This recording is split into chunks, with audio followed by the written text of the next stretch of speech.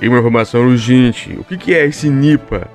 Quais são as chances de esse vírus mortal chegar ao Brasil ou causar uma nova pandemia? Qual que é este vírus que está aterrorizando o Nipah, que tem alta taxa de mortalidade e surtos registrados lá no sudoeste asiático? O André Biernaf, que é o jornalista que fez no dia 15 de setembro essa reportagem, e é a mais lida da BBC News Brasil. Por isso eu trouxe importante reportagem aqui para nós lermos e entendermos um pouco o que está acontecendo lá na Índia. Um grande surto dessa nova epidemia. A outra nós não achávamos que chegaria ao Brasil, chegaria longe. Entretanto, infelizmente, a Covid-19 chegou. Então, toda notícia agora de epidemia, nós temos que ficar de olho e entendermos para tentarmos, talvez, nos prevenir sobre o que pode ser ou não chegue. A Índia registrou mais um surto de vírus Nipah. Segundo as últimas informações divulgadas, os 5 casos e as 2 mortes aconteceram no estado de Kerala, no sul do país. Esse é o 4º episódio de infecção relacionados a esse patógeno nesta região indiana desde 2018. Mas será que existe o risco de se espalhar para lugares e eventualmente chegar ao Brasil?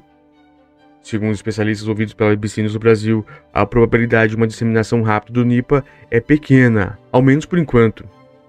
Mesmo assim, é importante que as autoridades nacionais e internacionais fiquem em alerta e se defendem eles. É importante ficar em alerta. Todo cuidado é pouco. Atualmente, todos os casos relatados estão relacionados às regiões geográficas onde são encontrados morcegos que carregam o vírus. Por isso, o Brasil não tem esse risco atual para a introdução do Nipah, diz a médica veterinária Helena Lage Ferreira, presidente da Sociedade Brasileira de Virologia. O virologista Fernando Splick, da Universidade Fevale, no Rio Grande do Sul, pondera que os grandes trânsitos de pessoas e a globalização aumentam a probabilidade do vírus e outros patogênios viajarem de um canto do mundo ao outro, mas existem formas efetivas de lidar com o surto quando ele afeta uma região específica. Abre aspas. O mais importante está justamente em rastrear os pacientes e os contatos próximos deles para evitar que uma pessoa com vírus se desloque para outros locais e crie novas cadeias de transmissão, aponta ele. Conheça a seguir os detalhes sobre o Nipah e o que precisa ser feito para que ele não vire um problema de saúde pública ainda mais grave daqui em diante. A situação de momento na Índia. É o tópico. Nos últimos dias, escolas e escritórios foram fechados em algumas regiões do estado de Kerala depois que 5 indivíduos testaram positivo para o vírus Nipah. As autoridades locais disseram na quarta-feira, 13/9, que 706 pessoas foram avaliadas, incluindo 153 trabalhadores da área de saúde. Até o momento, foram confirmados 5 casos da infecção. Destes, 2 indivíduos morreram e 3 outros, incluindo uma criança, estão hospitalizados. Os pacientes foram identificados no distrito de Kozhikode, ao norte do estado. As 2 mortes ocorreram entre o final de agosto e o início de setembro. Pinarayi Vijayan, ministro-chefe de Kerala, pediu que as pessoas evitem aglomerações em Kozhikode pelos próximos dias. Ele ainda orientou que os moradores usem máscaras e só visitem hospitais em situação de emergência. Segundo Vijayan, não há o motivo para pânico e todos os indivíduos que estiverem em contato com as vítimas estão sendo observados. Nipah. Que vírus é esse?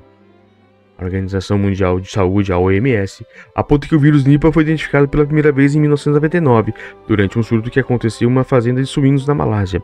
Desde então, este país não teve mais nenhum episódio da doença. O nome Nipah, aliás, vem da vila malaia onde o vírus foi isolado há 24 anos. O patógeno pertence à família dos paramyxovírus, a mesma da qual fazem parte os causadores da cachumba e do sarampo. Outro integrante do grupo é o Endra, agente infeccioso emergente que também preocupa os cientistas. Abre aspas.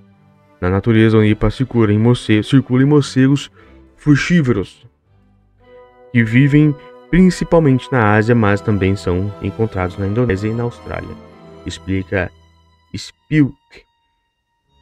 Os principais reservatórios do vírus são os morcegos do gênero Pteropus, segundo o Centro de Controle e Prevenção de Doenças, o CDC dos Estados Unidos.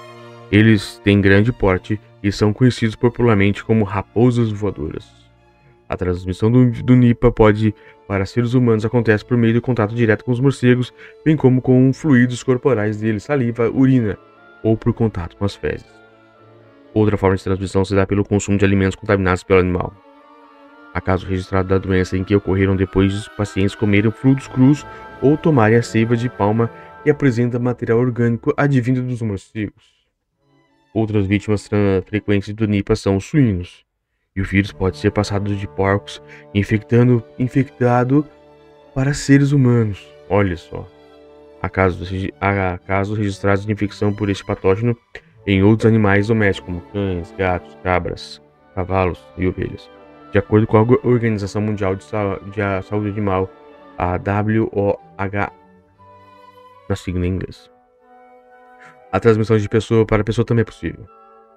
Os indivíduos que têm contato com esse vírus podem apresentar sintomas graves, como problemas respiratórios e encefalite, e inflamação do cérebro. A Shizumi Ferreira, que também é professora da Universidade de São Paulo, na USP. A letalidade chega a 70% entre os infectados. 70% dos infectados. Olha o tamanho desse problema. Para ter ideia, a Covid-19 antes da disponibilidade das vacinas tinha uma letalidade que beirava 3%. Já na gripe causada pelo vírus de influenza, essa taxa ficou 0,2, 0,5. Ou seja, olha o tamanho do problema que pode estar vindo. O Nipah tem uma letalidade de 70%.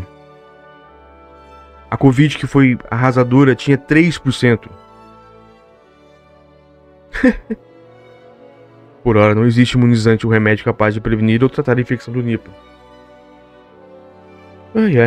Vou continuar lendo, mas é preocupante. As vítimas recebem um tratamento de suporte que tenta mitigar os sintomas conforme eles aparecem, acrescenta Spilk. Segundo a OMS, o tempo de intubação, o período entre invasão viral e o início dos sintomas varia de 4 a 14 dias, mas os casos registrados em que o aparecimento pode ser em 45 dias. O vírus pode ficar entubado na pessoa por 45 dias até se manifestar. Olha o tamanho do problema. Entre os sintomas Fiz até continuar lendo, parece que estou lendo Apocalipse. Entre os sintomas, a organização destaca que pacientes costumam apresentar inicialmente febre, dor de cabeça, dor muscular, vômitos e dor de garganta. Ou seja, pode ser muito bem confundido com alguma coisa simples e aí as pessoas deixam passar. Nossa, abre aspas. Isso pode ser seguido por tontura, sonolência, alteração de consciência e outros sinais neurológicos de uma encefalite. Alguns indivíduos ainda sofrem quadros de pneumonia e outros problemas respiratórios severos. Nos casos mais graves, a progressão para o coma leva de 24 a 48 horas. Ou seja, o vírus pode ter 45 dias de intubação, ficar ali, e quando ele chega em 24 horas, ele pode levar à morte. Histórico recente. Como mencionado anteriormente, o primeiro surto de Nipah aconteceu em 1999 numa fazenda de suínos na Malásia. À época, casos também foram registrados em Singapura. Para conter a crise antes que ela ganhasse proporções maiores, autoridades determinaram o sacrifício de animais em mais de 1 milhão de porcos que viviam na região afetada. Lembra a WOAH. A entidade destaca que o Nipah tem um efeito zoonótico devastador. 2 anos depois, em 2001, o Nipah foi detectado em Bangladesh. Desde então, o país tem surtos com o patógeno praticamente todos os anos. A Índia é outro local que sofre com casos esporádicos. Desde 2018, o estado de Kerala é acometido por episódios da doença. A OMS admite que outros países do Sudeste Asiático e daí da África apresentam riscos de infecções do Nipah, uma vez que o vírus foi observado em morcegos que habitam nesses locais. É o caso de Camboja, Gana, Indonésia, Madagascar, Filipinas e Tailândia. Entidades apontam que o pulo do Nipah de morcegos para outras espécies pode estar relacionado com a distribuição de recursos naturais pelo ser humano. Talvez como resultado do desmatamento, a criação de suínos na Malásia, onde o surto se originou inicialmente, possuía algumas árvores frutíferas que caíram os morcegos da floresta tropical, expondo assim os porcos domésticos à urina e às fezes contaminadas.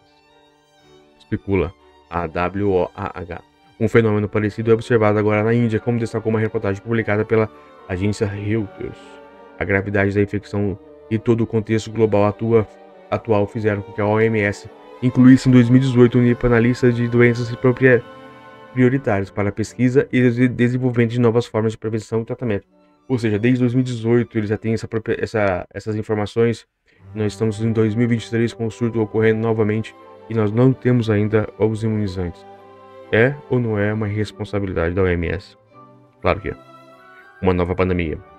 Por ora, o risco de Unipa se espalhar e se transformar em algo mais grave como uma epidemia ou uma pandemia é baixo, segundo especialistas.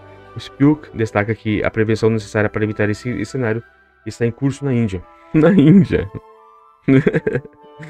A Índia não tem cenário nenhum para prevenção de nada, senhoras e senhores. As autoridades indianas estão fazendo aquilo que foi realizado para lidar com os surtos anteriores, monitorar os casos e rastrear os possíveis contatos, destaca o virologista. Para ter ideia, mesmo com 2 mortes confirmadas até o momento, eles já testaram mais de 700 pessoas que tiveram algum contato direto ou indireto com as vítimas.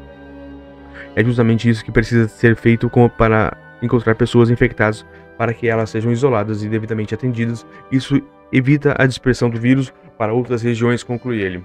Spilk ainda destaca que, além dessa ação local, é importante que as autoridades sanitárias e os governos de todo o mundo fiquem alerta, abre aspas, principalmente para monitorar indivíduos que apresentam sintomas sugestivos e que passaram pela região do surto, diz ele. O pesquisador aponta que o Brasil tem capacidade e estrutura para realizar essa contenção se necessário. Lage concorda com a necessidade de manter um estado de alerta por parte das autoridades, mas ressalta que o morcego que carrega esse vírus não está presente no nosso país. Além disso, o fato da transmissão de uma pessoa para outra não ser tão fácil assim representa um alívio, abre aspas, como um fator de prevenção. Aqueles que vão visitar áreas em que o surto está ocorrendo devem sempre evitar contato com infectados, sugere ele. Lógico. Abre aspas, e finalmente, nesses locais também é importante não comer frutas cruas ou outros produtos que possam ter contato com a saliva e secreções dos morcegos, conclui a virologista. Traumático.